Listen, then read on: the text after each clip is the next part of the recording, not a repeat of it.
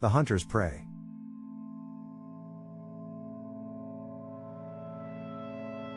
A dark forest, night. We see the silhouette of a man walking through the forest with a hunting rifle over his shoulder. The moon is full, casting eerie shadows on the ground. A dark cabin, night. The man, named Jim, sits in front of a roaring fire, sipping whiskey. He is cleaning his hunting rifle when he hears a strange noise outside. Jim, to himself, what the hell was that?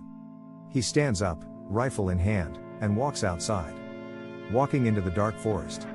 Cautiously looking for the source of the noise. Suddenly, he hears a blood-curdling scream. The silence. Jim bursts through the door, panting heavily. Even the heat of the fire couldn't shake the cold of the scream. He slams the door shut and locks it. Jim, to himself, what was out there? It sounded like a monster. He looks up and sees a vintage horror movie poster on the wall. The poster reads, Hannteer Ti Chaier Honter. Jim, to himself, wait a minute. I recognize this. It's an old movie about a hunter who becomes the prey. Jim stands outside the cabin, rifle at the ready, knowing he couldn't wait in the cabin.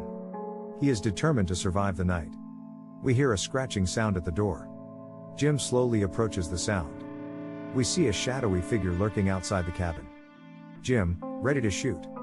But there's nothing there. Jim, to himself, what the hell is going on? Suddenly, we see a pair of glowing eyes in the darkness. They start to move closer. Jim frozen. The creature attacks him. His screams were as loud as the eternal silence of his last breath. Fade to black.